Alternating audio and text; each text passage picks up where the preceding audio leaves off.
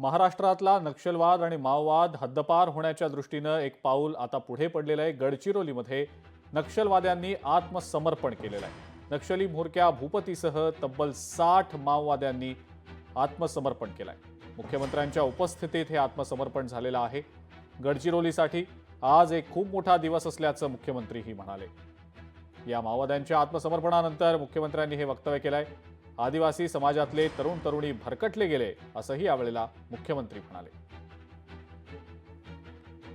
आज जो दिवस आपण पाहतोय त्याच्यात तेही एक महत्त्वाचं काम आहे की हे जे सगळे नेते आपण अटक केले त्यामुळे एक जे अर्बन कव्हर आणि एक प्रकारचा लॉजिस्टिक सपोर्ट जो या सगळ्या माओवाद्यांना मिळत होता तो कमी झाला आणि त्यामुळे त्यांचं आत्मसमर्पण झालं।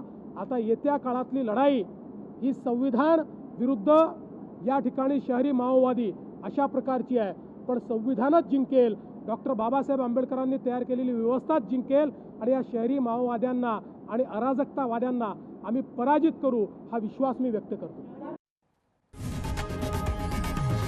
लोकशाही मराठी ऐका, पहा, जागरूक रहा।